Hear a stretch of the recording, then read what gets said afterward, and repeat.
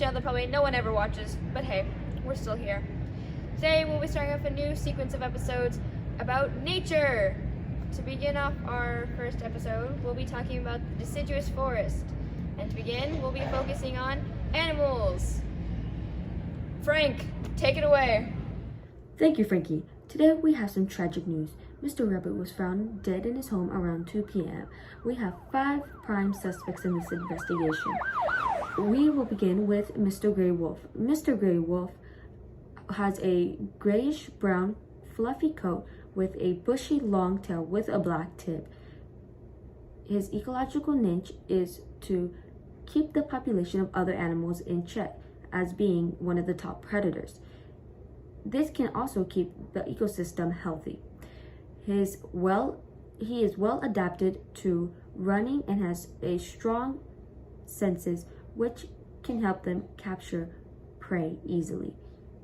Next on the suspect list is Mrs. Grizzly. Mrs. Grizzly has a brown coat with a large shoulder hump. She also has dished fist with small rounded ears. Her ecological niche is to also keep the ecosystem healthy by spreading plant seeds and keeping the population of other animals in check. Lastly, she is well adapted to her environment. Her strong legs allows her to remove large trunks or rocks in a way from catching her next meal. Next up we have is Mr. Mountain Lion. Mr. Mountain Lion has a large, sleek body with a small head. He also has large paws with long, sharpened claws. Their ecological niche is to also keep the ecosystem in check, as being one of the top predators. They are well adapted to the indigenous forest because of their paws allow them to keep quiet while hunting for prey. Fourth up on our suspect list is the broad-winged hawk. The broad-winged hawk has a brown and white band around its tail with a reddish-colored head. Its ecological niche is that he travels during one season and leaves the feeding ground and won't return into another, more suitable season. His eyesight allows him to be well adapted to the indigenous forest by allowing him to search for his prey. Last on the suspect list is Mrs. Red Fox. Mrs. Red Fox has a reddish-colored coat except for a grayish coloring on its chin, throat, and belly areas. Mrs. Red Fox also has a black-tipped ears, long bushy tail, and a long snout. Her ecological niche, believe it or not, is also to keep the environment healthy by keeping the population of smaller mammals in check. Her long, sleek body allows it to become well adapted to the indigenous forest by helping it hide and camouflage within the forest. If anyone has any helpful information about the murder of Mr. Rabbit, please call your local authorities immediately. Back to you, Frankie. Well, that was dramatic. Next up we have a very exciting segment, the weather segment. Yay! Now to you, Joey. Good night, Frankie. Hello, my people. Today, the high in deciduous forest is 70 degrees because we're all a little bit high. But due to the altitude, amplitude, not because of substances, there'll be a low of 43 degrees. So maybe bring a jacket if you're planning on going for a walk. There's a 30% chance of rain and 78% humidity. And also, it's gonna be a little bit windy today, 2 miles per hour, baby. So hold on to your skirts and shirts because you don't want those flying off. And bring an umbrella just in case the rain does decide to stop by.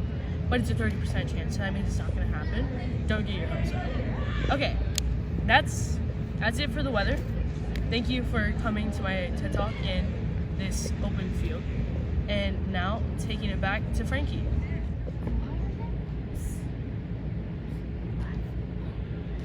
Thank you, Joey. That was very interesting.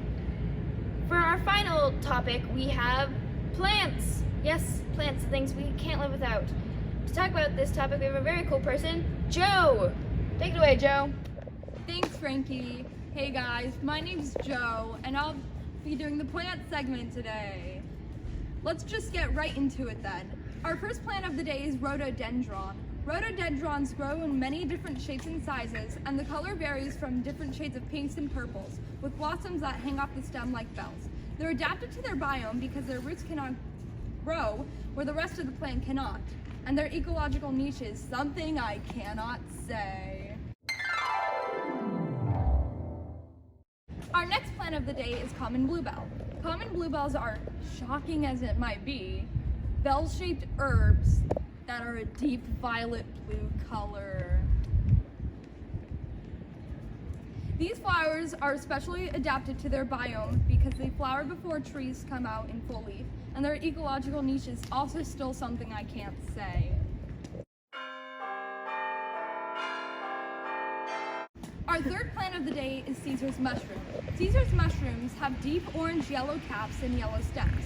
These mushrooms increase the surface of their gills to adapt, and their ecological niche is something I still can't say. Our fourth plant of the day is hydrangea.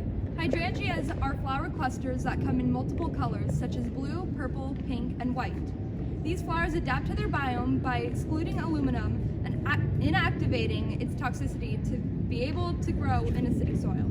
Their ecological niche is still something I can't say.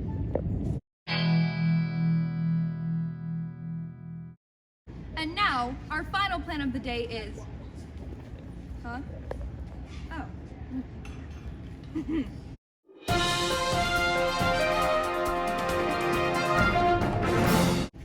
Breaking news! Our weatherman ate a poisonous plant, which coincidentally was our final plant of the day. Mountain laurel, which is highly poisonous. We're losing it! We're losing it!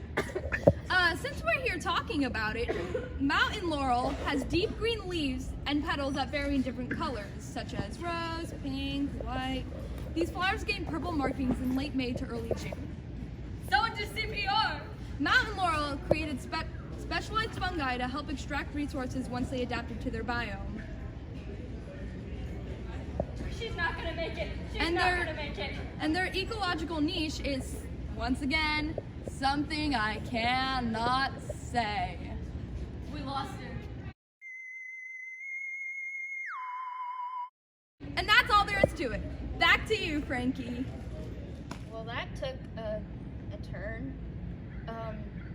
That does conclude our episode on the deciduous forest. Tune in next time when we're talking about the grasslands. Woo! Thank you for watching. Good night.